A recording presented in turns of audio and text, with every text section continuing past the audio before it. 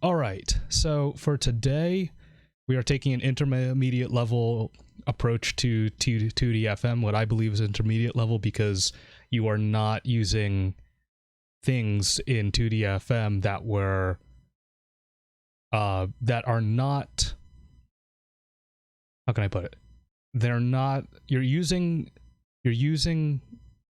I am struggling on this. You can tell I haven't done this in a while. You are using functions in 2D-FM that are not correct. You're going to use them wrong, per se. But at the same time, it's the only way to do this thing. So, one of the biggest issues in 2D-FM is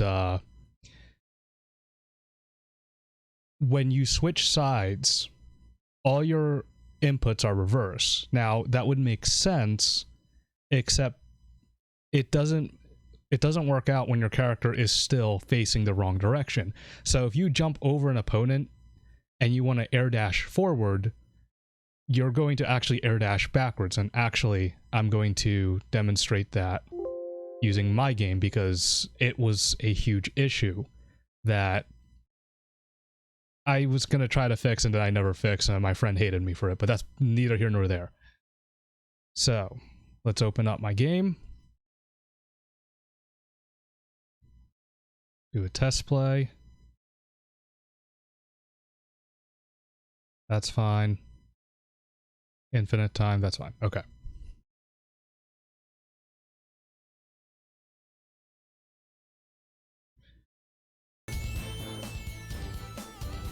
And I was trying to set up like a virtual keyboard so you can see that I'm not BSing, but take my word for it, I'm doing the right input.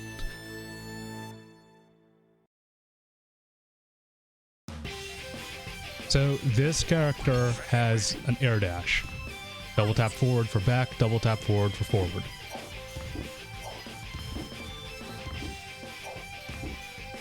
Simple as that.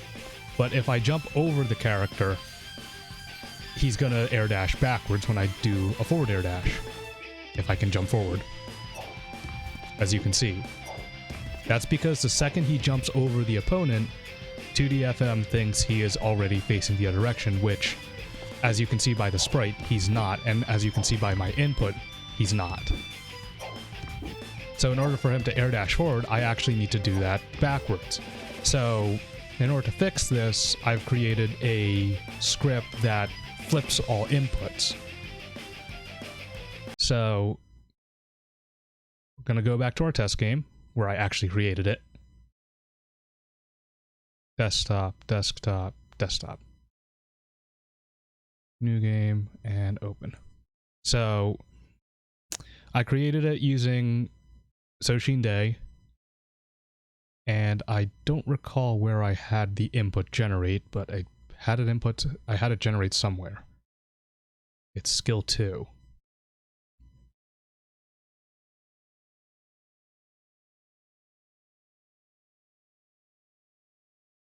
Oh, I remember where I put it. Here we go. I put it on the shadow. So I'm going to disable this real quick. Without deleting any of my work, I'll just do this. So this will make sure that my input thing will never activate. So we got that. And of course there's nothing here. Demo. Save. Oops. Soshin Day, Soshin Day. Okay. So, Soshin Day has an attack. His intro is blind.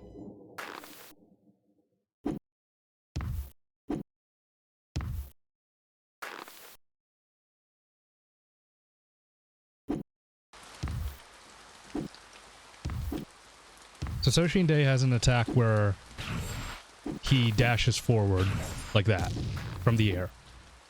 Or not dashes forward, dive kicks forward in the air. It is 236A or D. Or sorry, I'm thinking of my own game.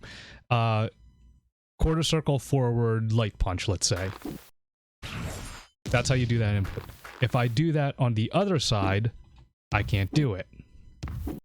And you can actually see that if you look carefully, Soshinde says inactive while he's doing that. That's because when I do down back in the air, he's doing the reverse script, which is nothing. So in order to do it on the other side, I have to do it backwards, and then he can do the attack. So in order to fix this, now I will take away this. Save, so nothing stupid happens. Save often, otherwise you will regret it.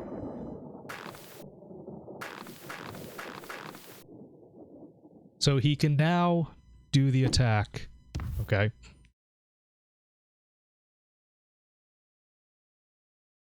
He can do the attack just as normal, just like that. And if he jumps over his opponent, as you can see now, and you gotta believe me, I'm actually doing where the sprite is facing, down, forward, punch. If I can learn how to input correctly. There we go. And if I do it reverse now, you can see he's getting inactive. This is exactly what we want. By having that reverse input, this will not only allow you to do air attacks, air input attacks, I should say, on the right direction, but if you have a game that has teching in it, so my game, you can tech, I think it's this button. Yeah. If you air tech, so let's do, Nope. Oh, wait, I remember it. It is not that button. There we go. He has air teching. So if he air techs, and there's no way I'm going to do this, but if he air techs and the opponent switches sides, he will actually reverse the input of the tech, which is highly unfair. And I can't think of any game that actually does that.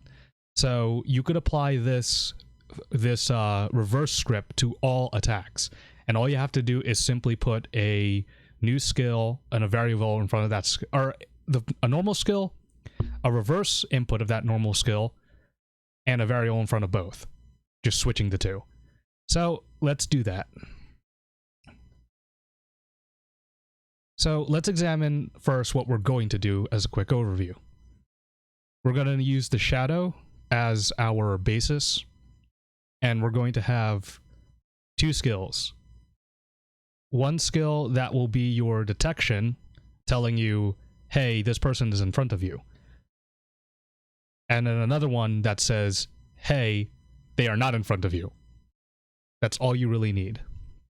So, I also wrote this on Discord. I did not pin it, but it is somewhere in there. It's like three posts long because I reached the character limit in Discord, which I think is 2,000. But at some point, I think I'll actually write it at whenever. So let's go into our test character, which is also coincidentally Soshinde, but that's besides the point. So let's add a new skill first. And we will call it forward detect. The second skill we will add is no detect, let's call it. It doesn't really matter what I name it, as long as you yourself, the person who's going to put in their game, understands what you're putting. So we will add a shadow image because I don't like the default shadow, and it's just easier for 2D FM to detect things if you have an image there. And I don't like that image, so let's cycle. Oops, wrong one. Let's see what we have.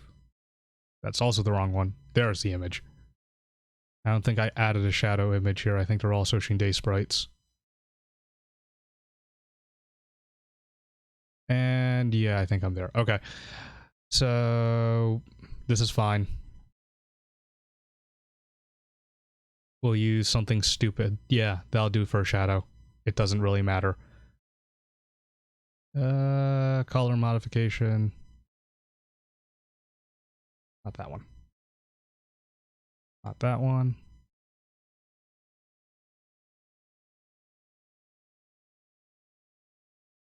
That's right, that's how you do it.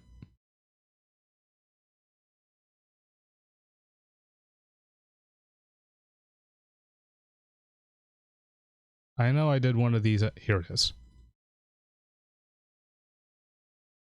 Other way around.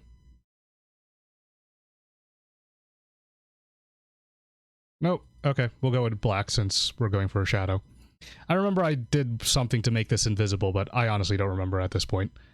But that is not what we're trying to do here. So, let's go to the image. There's our shadow, whatever. At the very start of our shadow, we're going to create an object. This object will go to forward detect, and that's all we need. It will be a parent, and that's all you really need. I believe that's what I did on the other one. Yeah. So one thing you want to do is this M number right here. Put it to a number that you know you're not going to use. What this does is it gives your object a assigned number. So if you have a parented object, it will follow that character no matter what. So in this case, I'm spawning this object on the shadow. It will follow the shadow no matter what, which in turn follows the character no matter what, except it will always stay on the ground. That's why I put it on the shadow. And we want the detect skill to be on the ground at all times, because if we have it generated on the player, when the player jumps, it's not going to actually detect. So, since we have this on the shadow, it will stay on the ground. And if we keep it on parent, if another object generates with the same M number, it will actually make this object disappear, which we do not want. Now, in theory, it shouldn't ever happen because this is an object created on the shadow. However, it's still associated with this character, so absolutely it can be destroyed by some other thing. So, for safety reasons, I put it on M number 9, because I don't have any character that will generate 9 different objects, and if it does, I make it unconditional usually. So by making this number 9, we will guarantee that this object will never be destroyed. Alright, that takes care of that. And then we will go to the end of the shadow skill, make a loop, and we will have it loop on the image. That way, when this reads, the game will start, generates the object, generates your image. Don't mind the color modification, that's just there for this demonstration. And then it will constantly loop the image. That's all we need in the shadow. So, next thing we need is to make this detect box. So, the attack box is what's doing the quote-unquote detecting. The hurt box is the detection box. Then we have just an invisible image and a loop. Or not a loop, I'm sorry. A loop, sorry. It will constantly loop to this skill. If the attack hits, it will skip the loop, and then it will go to, hey, you're not facing the opponent. Which, for some reason, I made that the same thing. I should have reversed that, but this is fine. It works all the same. So, we'll do it the same way. I could have optimized this better before I presented it, but hey, it works. So, first thing we do, we utilize what 2DFM has given us. Attack hits. Let's add an image so we can see what we're doing. Let's make it something, again, that I am not using. Sure, this time it'll be... Actually, again, this doesn't matter. I'm just going to have it just way down here out of the way. It can go to the abyss for all I care. Alright.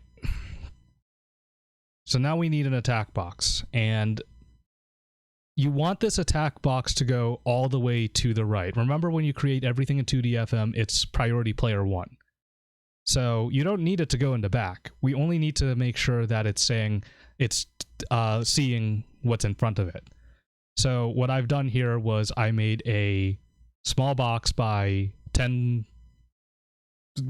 inches, millimeters, feet, I don't know, frames, pixels. Let's go with pixels. 10 pixels tall.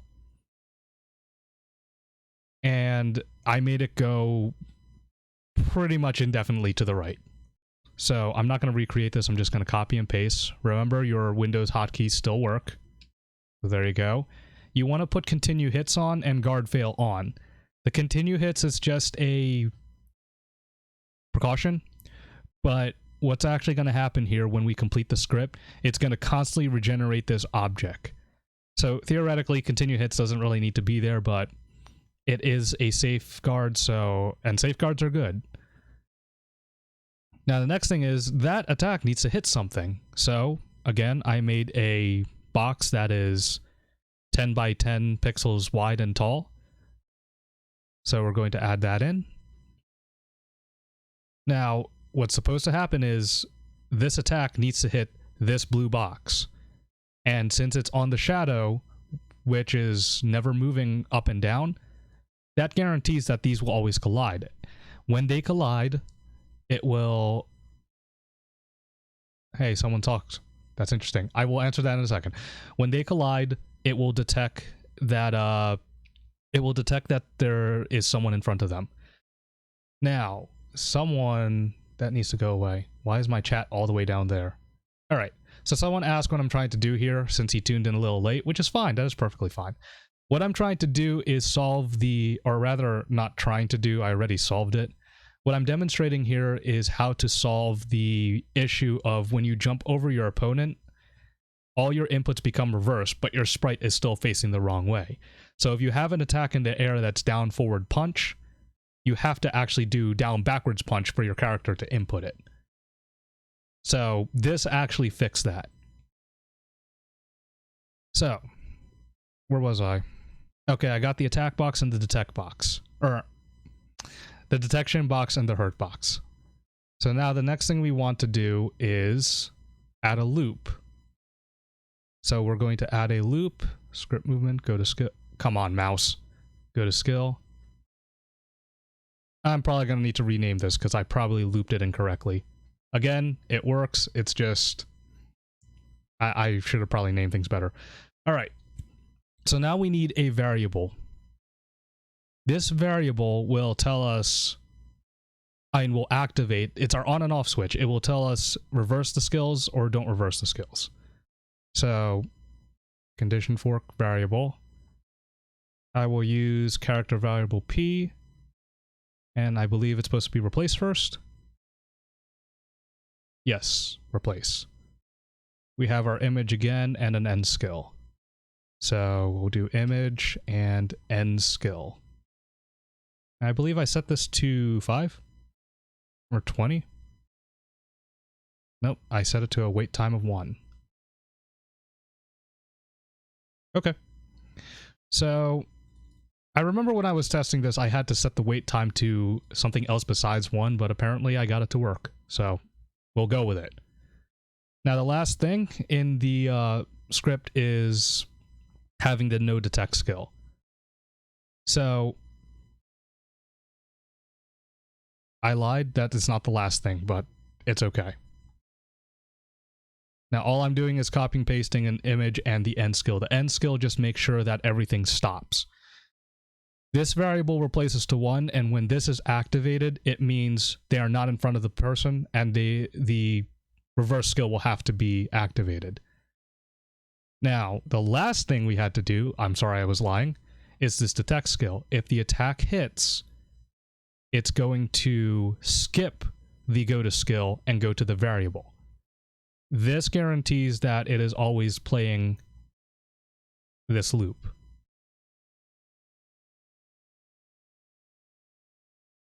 Okay, I think I got everything set. And I think everything makes sense in my head, if I'm remembering this correctly. No, okay, I remember now. So, the looping I made actually occur in the shadow, not down here.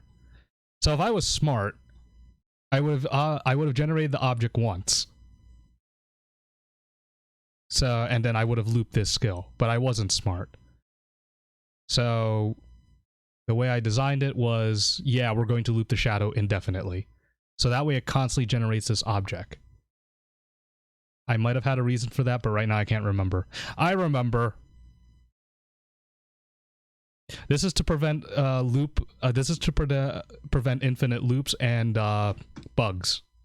So by constantly looping on the shadow, it's constantly generating this object. And by having the object end, it will never have an object overflow. But this will always have a detect skill. I know I'd remember at some point. Anyway, me and my tangents. So we have a quote-unquote attack. If this attack hits, it will loop to this variable saying replace with 0. This replace with 0 signifies the opponent is in front of them, and it will end. The shadow will regenerate and play this whole thing all over again. And it will keep doing that as long as the opponent's in front of them. The second they jump over, this object will not flip until the sprite flips. So then it will be detecting nothing. It will go to this SG, which is no detect, and now it's going to change the variable to 1. And then it will end. And the variable will remain at 1. The object will regenerate again through the shadow, play this again, see nothing's there, go back to no detect, variable at 1. And so on and so forth. So, our script is essentially done. Now we just need to add an air attack, which... that's... okay, let's go with that. Let's make it, let's make a new air attack. Let's make a stupid new air attack. We will go with... add new skill. Air attack. No, wait. Special air attack. It's special. We're just going to copy and paste it, but to make it different from the one above it, we will do add a movement, and he will move forward when he's attacking. Just like that. And then by the end of the animation, he will go to his fall frame. Which is... somewhere here. Falling. And now we go to our commands. Add command.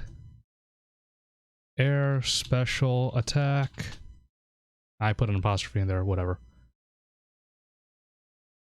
Find your attack. Special air attack. Down, forward, or diagonal, forward, and I don't know, D, because that's where light punch would be. And let's give this a... I think 40 frames is more than enough time for me to do it. Let's do a save. Alright. Not Soshin Day this time, our test character. First, let's test his air attack, make sure it works. Look at that beautiful shadow. It's disgusting. He doesn't have gravity. He will forever fly forward. Let's do this. What'd I make your gravity? 40? Okay. File, save.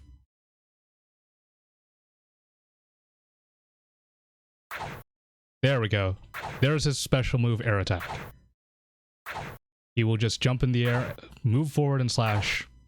So, now, if I go to the other side of the opponent, nothing will input. Oop.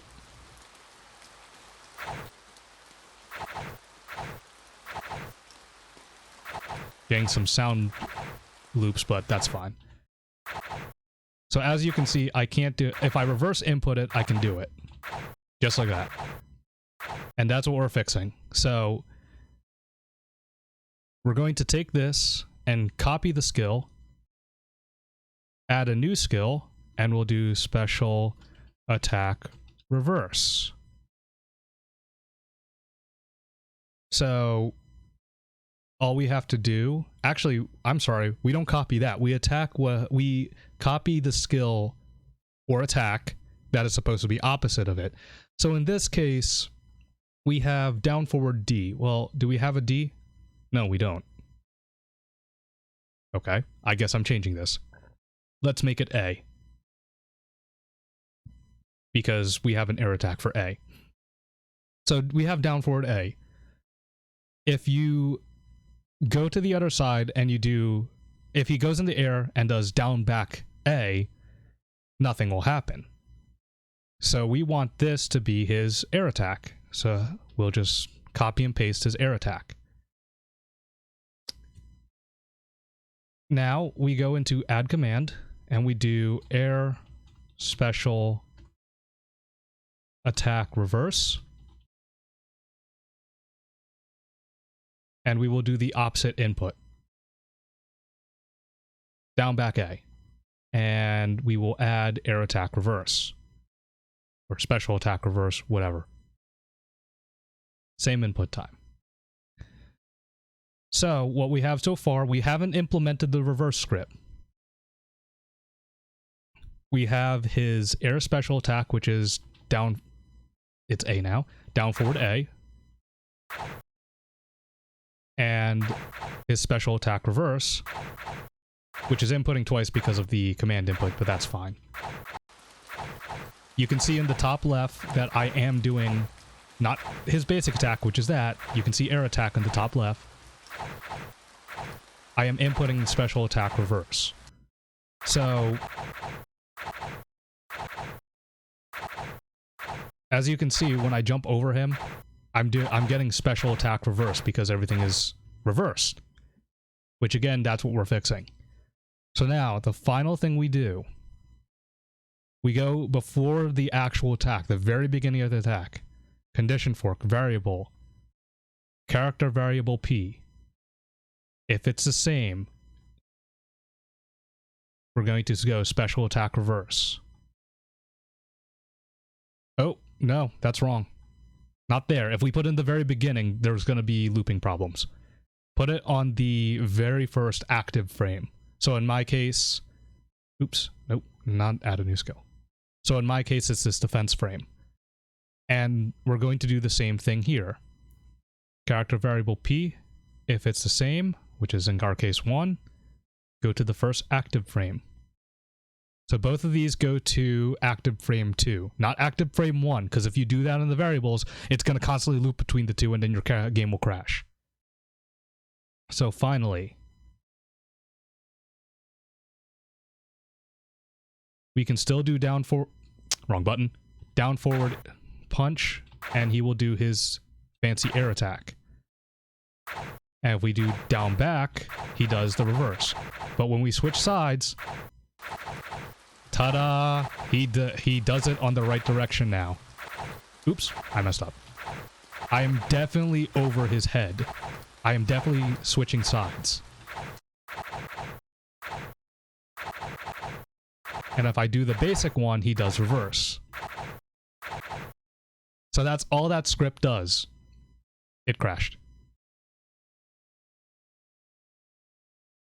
It allows you to do your air attacks the right direction. So if he had an air dash, which now that I think about it, would have probably been easier to animate that than just copy and pasting attacks and getting all these sound issues. But there you go.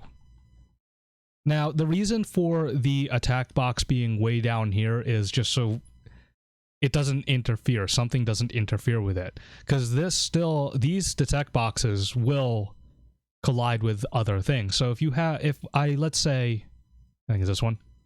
Let's say this detect box is up here. So when it generates into shadow, it will be on screen. If that gets hit by an attack or something, the script itself may freak out. So that's why I put it 200 frames below the actual surface. Same thing with this. We don't want anything to interfere with this. Now, theoretically, yes, I know another object won't disrupt. Actually, yes, another object will disrupt it. What am I saying? Yeah, so we want to keep it below the surface. That's all it does. That's the reason why it's down there.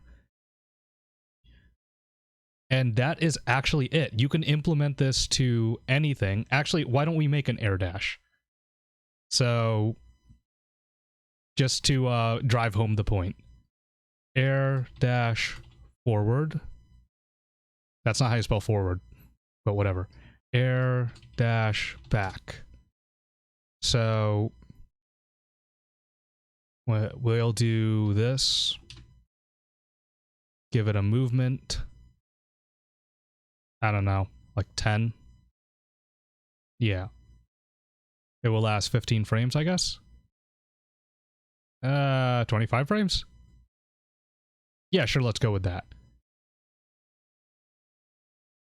Then we'll add a little bit of slop. Go to script. Make it go to falling. And for backdash, I know I saw something that'll work. Yeah, that'll work. I don't care. Just demonstrate. Damn it. Just demonstration purposes.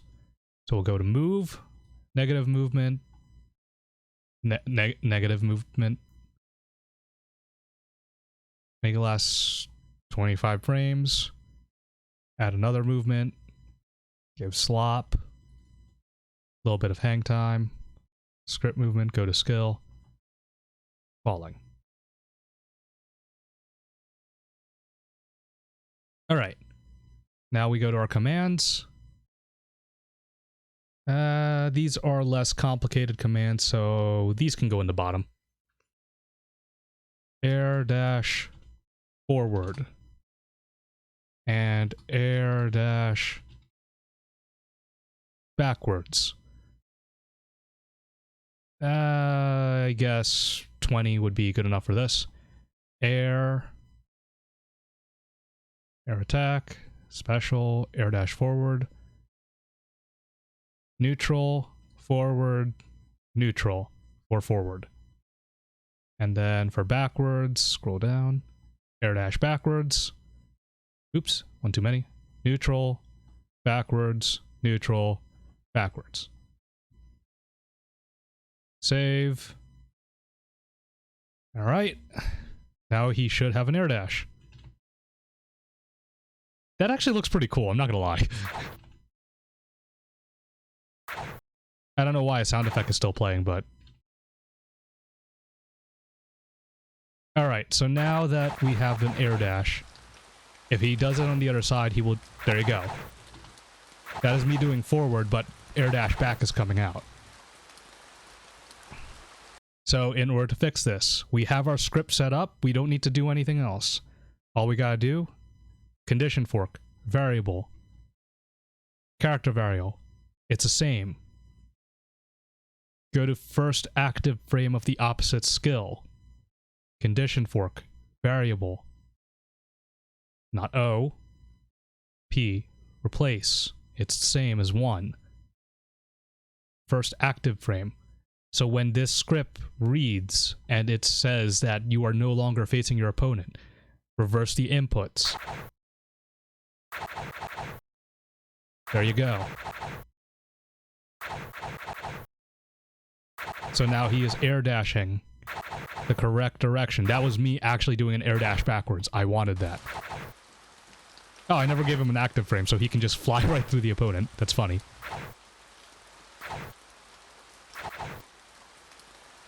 Yeah, it's kind of funny. But now he can do air dash, or jump over the opponent, air dash forward to get away. And once you set up the script, you only need to add a variable through all your attacks.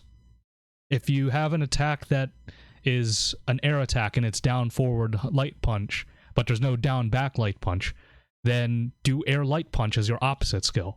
Because if you do down forward light, down back light punch and it's not an actual input, what do you get? Light punch. So that's all you got to do. And that's the whole script. That is it. That is what I thought up of. It is 2 lines. 2 lines plus a shadow. Ta-da!